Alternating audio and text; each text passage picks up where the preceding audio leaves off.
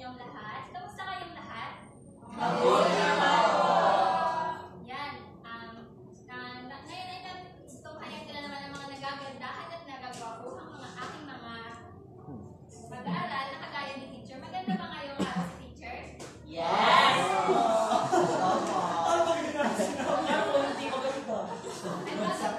At bago tayo format na magsimula, ay meron akong ihadang sa gawain. Ating tatawagin, picture perfect or sino ang mahusay. At kayo ay ginugrupo ko sa tatlo. Ito ang group 1, group 2 at group 3. Ang bawat pangkat ay merong isang representante at siya ang pipili sa ating mahiwagang santahan. At ang bawat grupo ay dapat kung ano yung sa picture ay gagayanin. Dapat lahat ay makikipag-participasyon. Group 1, sino ang inyong representante?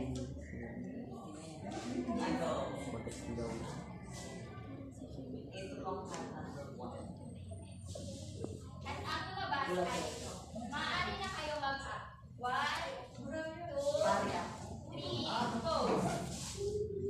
Mahusay, maraming salamat. At sa pangalawang grupo naman ay sino ang inyong napiling representante? Paano wala ako?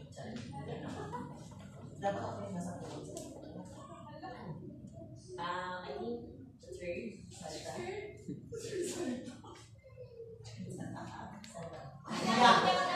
Dinig ka. Yun tayo, guys. 1, 2, 3, go!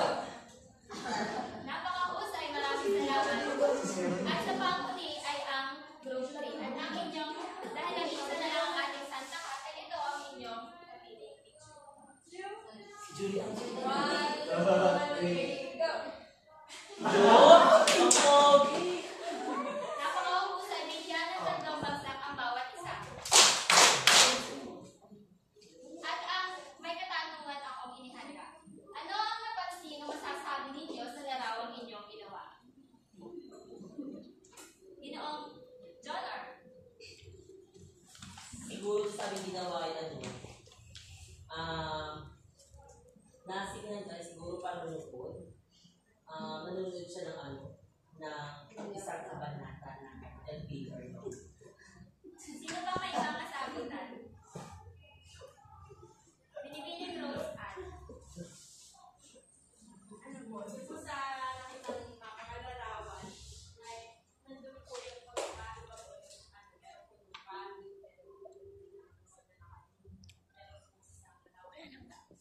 ayan, tama. Kung napapansin nyo sa larawan ay nandoon ng isang pari. Merong mga tao na inaantok at mukhang nagboboring na at ang panghuli ay si Dennis Trillo na siyang gumanap sa isang katatapos lang na palabas sa GMA.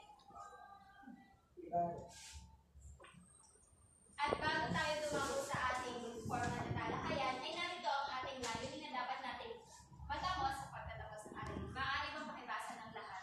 Sa pagtatapos ng aralin, kami ay inaasaha na iaambing ang sitwasyon o mga pangyayari sa kasalukuyang panahon kung paano maging isang tunay na alagad ng Diyos na makapagtatanghal ng mahalagang kaisipan ng mutawi sa kabanata sa pamamagitan ng gawain. I-share mo yan. Makapagbabahagi ng aral o linya na naging gabay sa pang-araw-araw na pamumuhay. Ayan, talaga namang alam nyo na ang ating layunin ngayong araw. Kaya dadako na naman tayo sa isang panggawain na tatawagin natin pinilikan. Maaari bang magbasa? Malalaman ang maiwagang kahon ng mga pangalan ng bawat kalahok. Bubunot ang guro ng tatlong pangalan. Ang mga nabunot ay kinakailangang pumunta sa unahan upang tumugon sa mga hinihinging salita. Kapag tumawag ang guro ng pangalan, ang kalahok ay bibigyan ng 10 segundo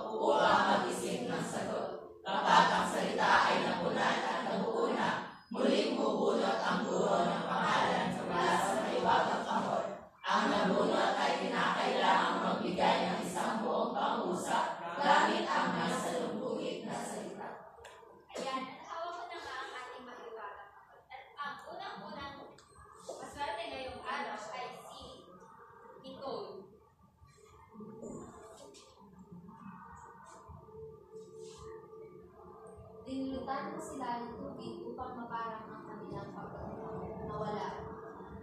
Itingnan natin kung tama ang iyong kasabi. Ayan, tama. At pupunod ulit ako ng isa pang kalahok na siya magagawa ng pangungusap. Brian.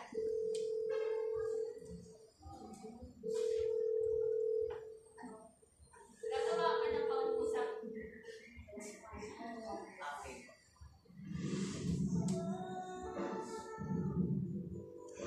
Ayan, maraming salamat. Napakahusay talaga ng iyong ginawang pangungusap. At tanawa naman tayo sa pangalawa. At ang napunod natin sa mahiwagang kahon ay si Tanya.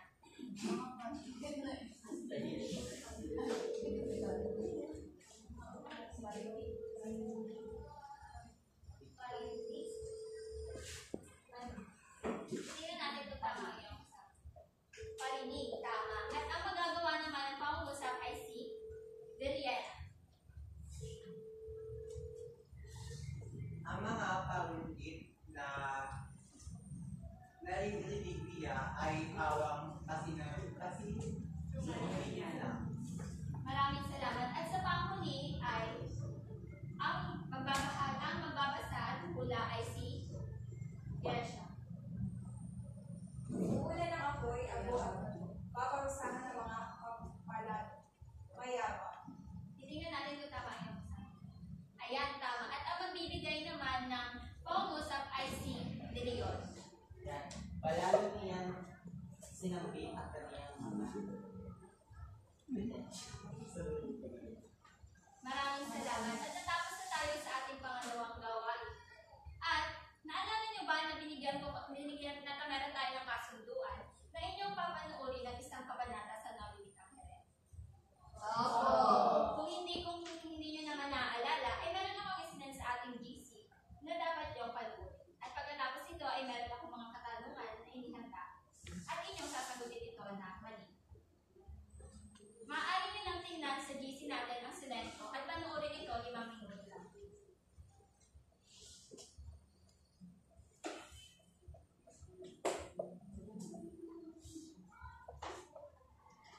Ayan, tapos na. At bago natin makalimutan, ay ang ating tatalakayin ngayong araw ay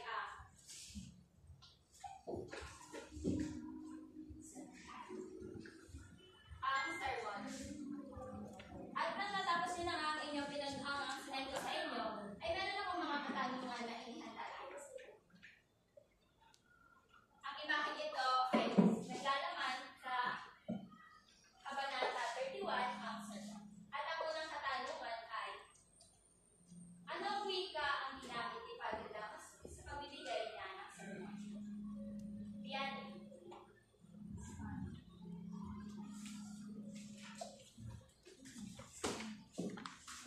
Maaari po ang wikang ginamit nila ay nasa wikang Kastila. Yan, maraming salamat. At dadako naman tayo sa pangalawang kasama. Kakatanungan. Makatwiran bang magbitaw ng mga hindi kaayon ng salita at magmarinig si Padre Damaso habang siya ay nagsasermon? Ipaliwanag. John. Mga tuwirang magpapito ng mga hindi kaya at magpaninig sa pagdamas ng mga sinusunod. Sa palagay ko, hindi. Sapagkat, kasi sinabi natin Padre, ito'y isang, kumbaga, kagalang-galang at makikitaan na siya yung modelo sa atin. At kung makita man natin na gano'n yung kinilos o ginawa ni Padre Damaso, siguro hindi siya dapat makapira na magbigay ng mga ganong kasalita sapagkat siya ay isang padre at dapat siya ang namumuno ng kabutihan sa kanila, sa kanya. Ayan, tama ang kasagutan ni John R. Dahil tama nga naman, ang mga pari nga naman ay alam talaga natin na sila yung pinag-umuna ng ating mga mabubuting gawain dahil ang pari ay siyang nagpapakalat ng mga salita ng Diyos dahil ang Diyos naman ay isang mabuti at siya ang nag-aano sa atin. At ang panalo ng mga salita para sa mga dalawang katanungan. Sino at ano ba ang katangian dapat talagay ng isang tunay na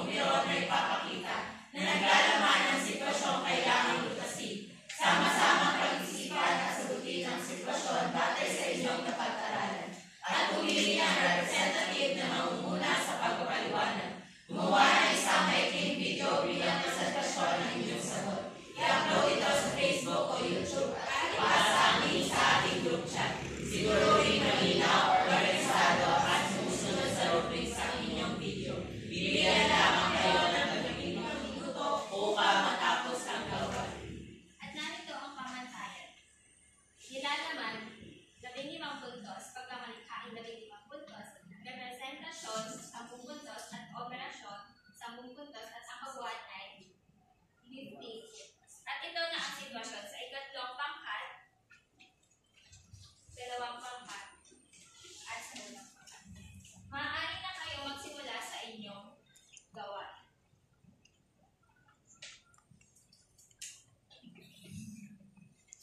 Ayan, natapos na ang inyong 15 minutes. Sino ang representante ng unang grupo upang ipaliwanag kung ano ba ang kanilang ginawa? Brian. Ang ko ginawa ay sa Disney at sa sumasalamat ko dito ang tungkol sa pagmabuti at paggalang sa Ayan, maraming salamat. At sa ikalawang pangkat naman,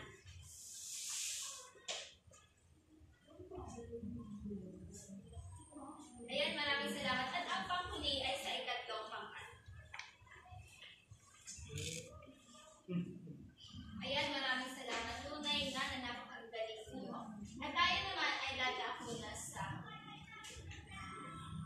individual na gawain na tatawagin natin liham ng konsensya. Maaari mong pakibasa. Ipagpalagay na ikaw ay isang saksi sa sermon ni Padre Damaso. Naging bahagi ka ng misa at nanantig ang iyong damdamin dahil sa bigat ng kanyang pananalita. Gumawa ng isang liham ng konsensya na may tema, ano ang nararamdaman mo habang nakikinig sa sermon? Anong bahagi ng sermon ang nagbigay sa iyo ng pinakamalaking epekto? Kung ikaw ay may pagkakataon, paano mo makausapin si Padre Damaso tungkol sa kanyang sermon? Ibigyan ko lamang kayo ng 5 minuto upang gumawa ng liham ng konsensya. Ayan, tapos na ang inyong 5 minuto at maaari nyo nang ipasa ang inyong ginawang liham ng konsensya. Batid ko na nalaman nyo na ang kabanatang ating tinalakay. Kung kaya meron pa kayong mga katanungan tungkol sa ating kabanatang tinalakay. Ayan, wala. Maraming salamat sa inyong lahat.